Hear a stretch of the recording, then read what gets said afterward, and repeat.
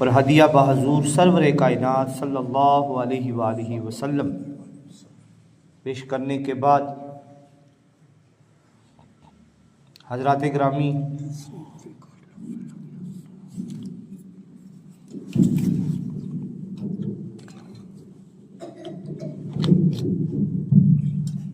میں نے جو آپ کے سامنے آیا کریمہ کا ایک حصہ تلاوت کرنے کی سعادت حاصل کی ہے، اس میں اللہ تعالیٰ نے ارشاد فرمایا، یہ پارہ نمبر 3 ہے، سورہ بقرہ ہے اور اس کی آیت نمبر 270 ہے۔ اس میں اللہ تعالیٰ نے ارشاد فرمایا، وَمَا لِلظَّالِمِينَ مِنْ أَنصَارٍ،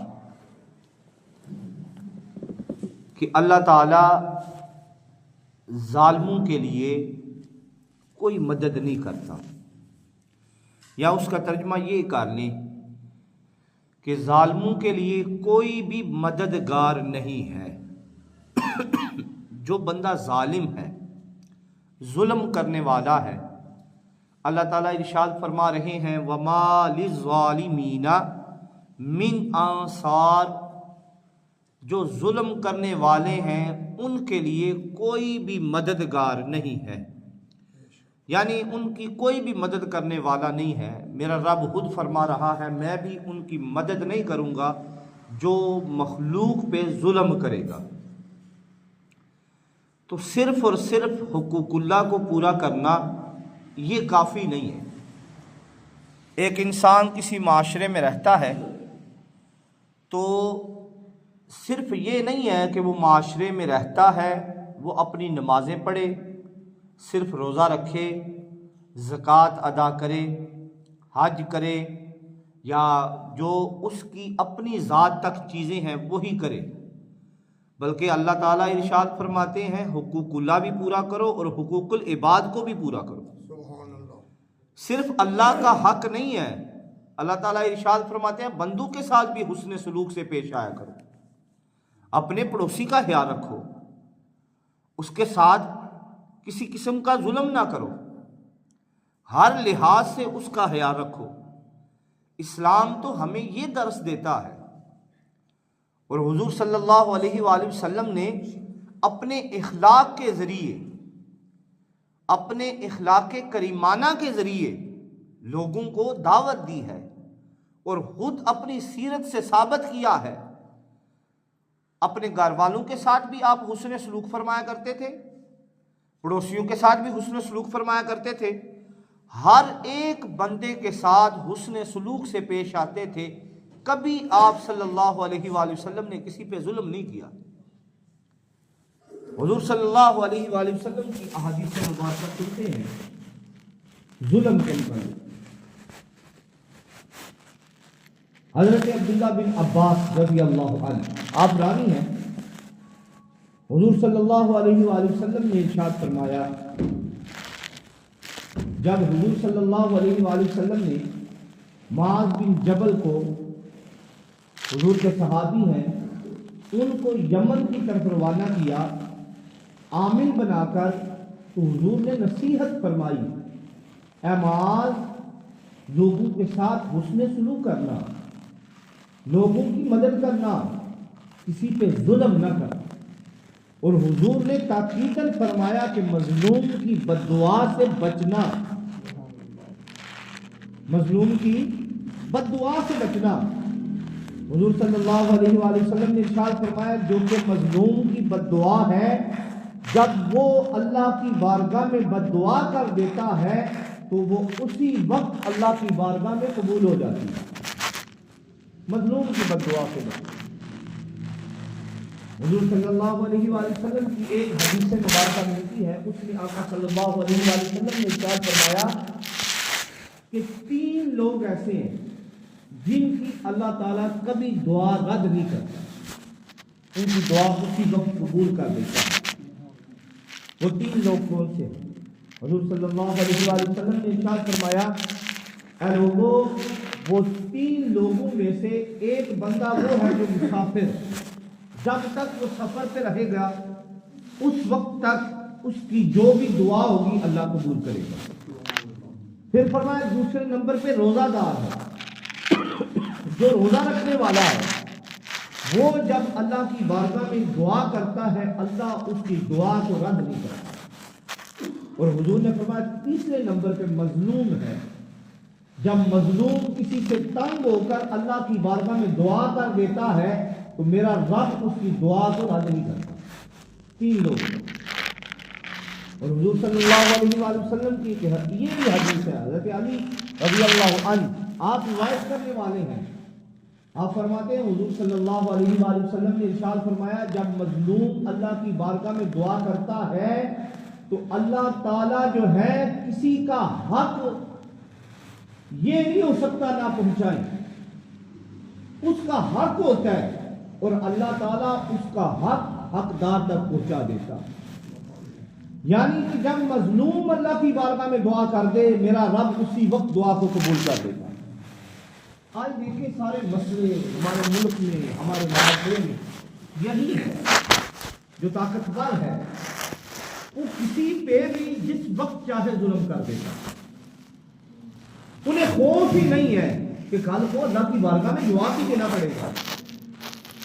تو مظلوم اور اللہ کے درمیان کوئی پردہ نہیں رہتا۔ حضرت عبداللہ بن عمر کی روایت ہے، حضور نے فرمایا اے عبداللہ بن عمر مظلوم کی بددعا سے بچنا، کیونکہ مظلوم کی جو بددعا ہوتی ہے وہ آگ کے شعلے کی طرح ہوتی ہے، وہ فوراً آسمان کی طرف جاتی ہے۔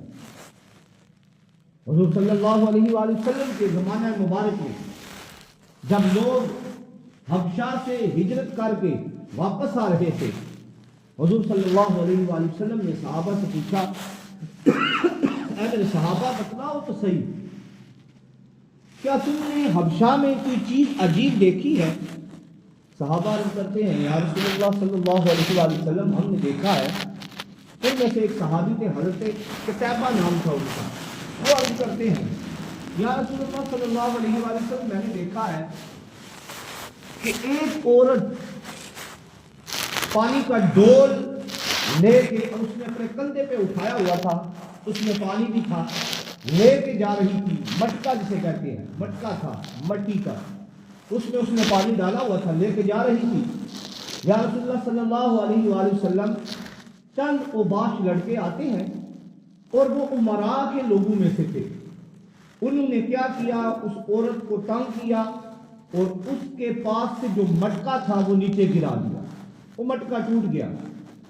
تو یا رسول اللہ صلی اللہ علیہ وآلہ وسلم اس عورت نے اللہ کی بارگاہ میں ایسے کیا، ہاتھوں کو بلند کیا، حضور صلی اللہ علیہ وآلہ وسلم کا رنگ مبارک تبدیل ہو جاتا ہے، چہرہ مبارک غصے کا اظہار کرتا ہے۔ آقا صلی اللہ علیہ وآلہ وسلم نے ارشاد فرمایا کہ جو قومیں ہوتی ہیں وہ تباہ اسی لیے ہوتی ہیں، ان کی تباہی کا سبب یہی ہوتا ہے کہ جو لوگ طاقتور ہوتے ہیں وہ کمزوروں کو حق ہی نہیں دلاتے، وہ کمزوروں کی بات ہی نہیں سنتے، کمزوروں پہ ظلم کرتے ہیں۔ حضور نے فرمایا وہ قومیں تباہ ہو جاتی ہیں۔ اللہ تعالیٰ کا ارشاد بھی ہے ان اللہ لا یغیر ما بقوم حتی یغیروا ما بانفسہم، بے شک اللہ تعالیٰ اس قوم کی حالت ہی نہیں بدلتا جب تک وہ قوم جو ہے اپنے کرتوت ٹھیک نہیں کرتی، اپنے کام ٹھیک نہیں کرتی، تو ان کے کاموں کی وجہ سے سزائیں دی جاتی ہیں۔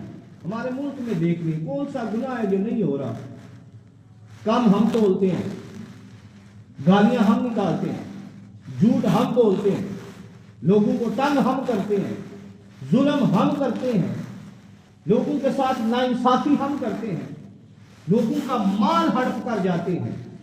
کتنی مثالیں آپ کے سامنے نظر آئیں گی، اتنے مسائل ہیں، زمینوں کے لے لیں، کسی چیز کا مسئلہ دیکھ لیں، ہر چیز میں دو نمبری ہے۔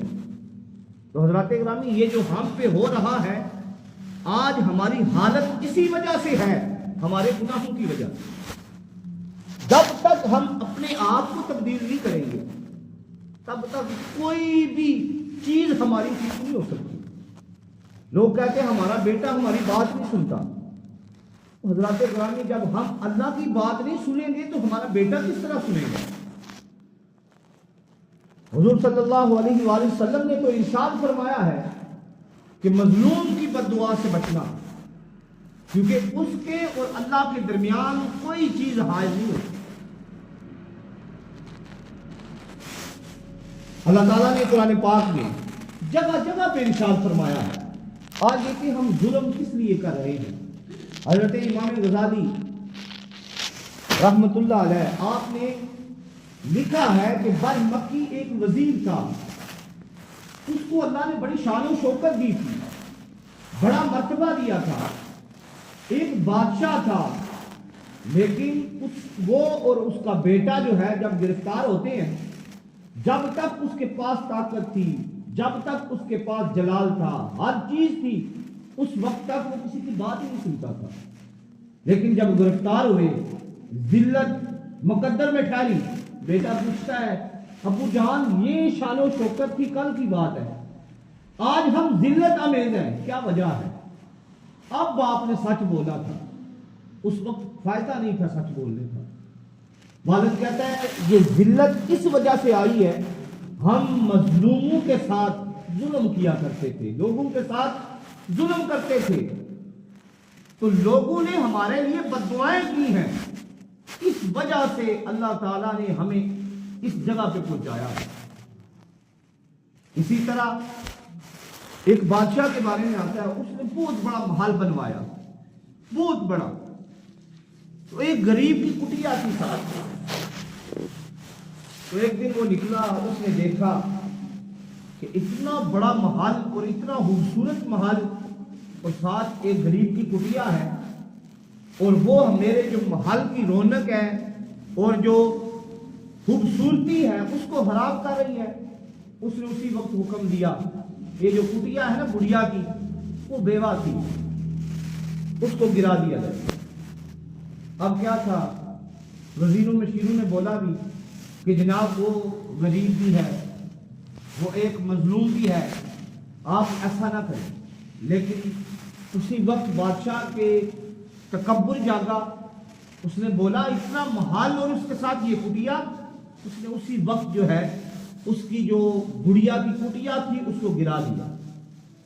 اب جو گڑیا تھی اس نے اللہ کی بارگاہ میں التجا کی، باری تعالیٰ میں تیری شکر گزار بندی ہوں، ہر وقت تیری بارگاہ میں عبادت بھی کرتی ہوں، شکر بھی کرتی ہوں، باری تعالیٰ تو میرا مددگار بھی ہے، تو میرا دوست بھی ہے، لیکن دیکھ میرے ساتھ کیا ہوا ہے، باری تعالیٰ میں تجھ سے مدد طلب کرتی ہوں۔ اب اللہ تعالیٰ نے ایسا عذاب بھیجا، چند ہی دن گزرے تھے، ایک زمینی آفت آتی ہے، بادشاہ کا محل بھی مسمار ہو جاتا ہے۔ تو حضرات گرامی، جب آپ کسی پہ ظلم کریں گے، اللہ تعالیٰ تو بار بار ارشاد فرما رہے ہیں، ایک جگہ پہ نہیں، اللہ تعالیٰ نے کتنی جگہ پہ ارشاد فرمایا، ایک جگہ پہ فرمایا اِنَّا لِلظَّالِمِينَ نَارًا أَحَاطَ بِهِمْ سُرَادِقُهَا وَإِن يَسْتَغِيثُوا يُغَاثُوا بِمَاءٍ كَالْمُهْلِ يَشْوِي الْوُجُوهَ۔ اور آپ دیکھیں تو صحیح، آپ ظلم کس لیے کرتے ہیں؟ یہ جو لوگ پلاٹوں پہ قبضہ کرتے ہیں، یہ جو لوگ رشوت لیتے ہیں، یہ جو لوگ اپنا بینک بیلنس بڑھاتے ہیں، لوگوں کے ساتھ ظلم کر کے کسی کا مکان کھینچ لیتے ہیں، ناپ تول میں کمی کرتے ہیں، ہم کس لیے کر رہے ہیں؟ اگر انسان سوچے، سال کا آخری جمعہ ہے، ایک سال کے بعد تو ہونا چاہیے، انسان کو سوچنا چاہیے، اپنے گریبان میں جھانکنا چاہیے کہ سال بھر میں نے کیا کیا ہے، آخری جمعہ ہے سال کا، تو انسان کو سوچنا تو چاہیے کس لیے کر رہا ہوں، بینک میں جو پیسہ لا رہا ہوں کس لیے لا رہا ہوں، رشوت لے رہا ہوں کس لیے لے رہا ہوں، اپنے بچوں کے لیے، اپنی فیملی کے لیے، اپنے بھائیوں کے لیے، اپنی بیوی بچوں کے لیے۔ تو اللہ تعالیٰ تو ارشاد فرما رہے ہیں، بار بار ارشاد فرما رہے ہیں، یہ جو آپ کے رشتے ہیں یہ دنیا تک محدود ہیں، جن کے لیے آپ یہ سب کچھ کر رہے ہیں۔ سورۃ المعارج میں اور سورۃ عبسہ میں اللہ تعالیٰ نے ارشاد فرمایا، وَلَا يَسْأَلُ حَمِيمٌ حَمِيمًا يُبَصَّرُونَهُمْ يَوَدُّ الْمُجْرِمُ لَوْ يَفْتَدِي مِنْ عَذَابِ يَوْمِئِذٍ بِبَنِيهِ وَصَاحِبَتِهِ وَأَخِيهِ وَفَصِيلَتِهِ الَّتِي تُؤْوِيهِ وَمَنْ فِي الْأَرْضِ جَمِيعًا ثُمَّ يُنْجِيهِ۔ سورۃ عبسہ میں ارشاد فرمایا یوم یفر المرء من اخیہ و امہ و ابیہ و صاحبتہ و بنیہ. تو بھائی یہ جو رشتے ہیں یہ دنیا تک محدود ہے. آخرت میں ہر رشتہ دوسرے سے بھاگے گا. میں نہیں کہہ رہا، اللہ کا قرآن کہہ رہا ہے. اور اس کا صرف ترجمہ سادہ یہ ہے، اس دن باپ بیٹے سے بھاگے گا، بیٹا باپ سے بھاگے گا، ماں بیٹی سے بھاگے گی. بڑے رشتے ہیں نا بھائیوں کے، بھائی بھائی سے بھاگے گا. اس دن کوئی رشتہ نہیں ہوگا. ہر انسان یہ بولے گا کہ کاش یہ دنیا ساری کی ساری دے دی جائے، میں آخرت میں بچ جاؤں. تو اس دن کوئی چیز کام نہیں آئے گی سوائے آپ کے نیک کام آئے گی. یہ جو ظلم کرتے ہیں لوگوں پہ یہ کام نہیں آئے گا.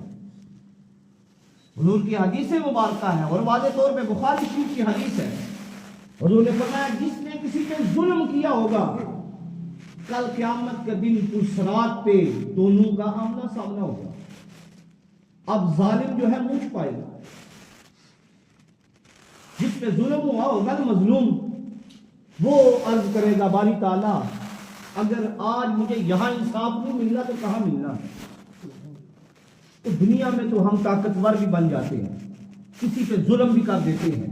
ایک منٹ لگتا ہے، گولی مارتے ہیں، بندہ مار دیتے ہیں. لیکن کل جب پرصراط پہ ظالم اور مظلوم کا سامنا ہوگا اس وقت کیا کریں گے؟ اب مظلوم اللہ کی بارگاہ میں التجا کرے گا باری تعالیٰ میری نیکیاں کم ہیں، اس سے نیکیاں لے لی جائیں. حدیث کے الفاظ ہیں جو ظالم ہوگا وہ بخشا ہوگا نیکیوں کے اعتبار سے. لیکن اللہ تعالیٰ کی بارگاہ میں مظلوم التجا کرے گا باری تعالیٰ اس کی نیکیاں مجھے دے دی جائیں، اس کی نیکیاں دے دی جائیں. اب بھی ظلم جو اس نے دنیا پہ کیا ہوگا وہ پورا نہیں ہوگا. مظلوم عرض کرے گا باری تعالیٰ میرے جو گناہ ہیں اب اسے دے دیے جائیں. وہ جو ظالم ہوگا وہ بخشا ہوگا لیکن مظلوم پہ ظلم کرنے کی وجہ سے وہ جہنم میں چلا جائے گا. تو حضرات گرامی یہ دنیا یہاں کی یہاں رہ جانی ہے. کتنے لوگ ہیں کل قیامت کے دن اللہ کی بارگاہ میں التجا کریں گے. اللہ تعالیٰ نے کتنی ہی جگہ پہ قرآن پاک میں ارشاد فرمایا یقول یا لیتنی قدمت لحیاتی فیومئذ لا یعذب عذابہ احد ولا یوثق وثاقہ احد. عرض کرے گا باری تعالیٰ مجھے پھر زندگی دے، میں دنیا میں جانا چاہتا ہوں، اب جا کر نیک اعمال کروں گا. اللہ تعالیٰ ارشاد فرمائیں گے اس وقت تیرے پاس مہلت تھی، اس وقت تو نے نیک عمل نہیں کیے. ہم دکانداری چلا لیتے ہیں، اللہ تعالیٰ 5 وقت سزا لگاتا ہے. مؤذن اذان دیتا ہے حی علی الصلاۃ حی علی الفلاح، آ جاؤ نماز کی طرف، آ جاؤ کامیابی کی طرف. ہم بچوں کے لیے کرتے ہیں تو کل کو یہ رشتے ختم ہو جائیں گے. دنیا کے پیسے سے ہم بینک بھر رہے ہیں. حضرات نیک اعمال کا بینک کب بھریں گے؟ تو اللہ تعالیٰ ہمیں اپنی آخرت کا بھی سوچنے کی توفیق عطا فرمائے. ہم اتنا تو شعور رکھتے ہیں کہ دنیا کو چلانے کے لیے کتنی زندگی ہے، پتہ نہیں مسجد سے باہر نکلیں گے یا نہیں، سجدہ کر سکیں گے یا نہیں، میں نیچے اتروں گا یا نہیں. کتنی زندگی ہے انسان کی. اس زندگی کے لیے جس کا بھروسہ ہی نہیں ہے اس کے لیے اتنی فکر مند دنیا یہ ساری. لیکن جہاں موت ہی نہیں ہے، اللہ تعالیٰ کا قرآن بار بار ارشاد فرما رہا ہے اس جگہ موت نہیں ہے، تو اس کے لیے ہم کچھ بھی نہیں کرتے. اللہ تعالیٰ ہمیں اپنی آخرت کا بھی سوچنے کی توفیق عطا فرمائے اور اللہ تعالیٰ ہمیں ظلم کرنے سے بچائے. اللہ تک پہنچنے کا واحد ذریعہ اور آسان ترین ذریعہ اور شارٹ کٹ جسے بولتے ہیں وہ یہی ہے اللہ کی مخلوق کے ساتھ محبت کریں، ان کے کام آئے. پتہ نہیں کون سی نیکی اللہ کی بارگاہ میں قبول ہو جائے. حضور صلی اللہ علیہ وآلہ وسلم کی آخری حدیث مبارکہ، آپ صلی اللہ علیہ وآلہ وسلم نے ارشاد فرمایا جو مومن ہوتا ہے، مومن ہم نے دیکھ لینا ہے دونوں میں سے کون سے ہیں. جو مومن ہوتا ہے نا وہ چھوٹا سا گناہ بھی کرے نا اسے چھوٹا گناہ بھی پہاڑ لگتا ہے. چھوٹا گناہ کرے سوچتا ہے بہت بڑا گناہ کر لیا ہے.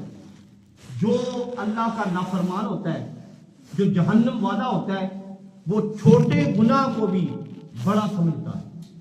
چھوٹے گناہ کو بھی وہ مکھی کی طرح سمجھتا ہے جو نافرمان ہوتا ہے.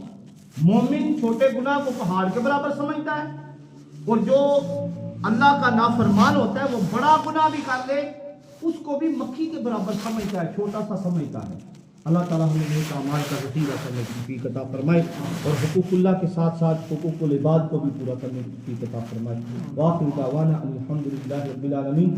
جن احباب نے سن کے ادا فرمانی ہے سن کے ادا فرمانے، ساتھ ہی ابھی اپنی صفوں کو درست فرمانے، کیونکہ موسم بارش والا ہے، تاکہ بعد میں جو لوگ آئیں ان کو کسی قسم کی تکلیف کا سامنا نہ کرنا پڑے۔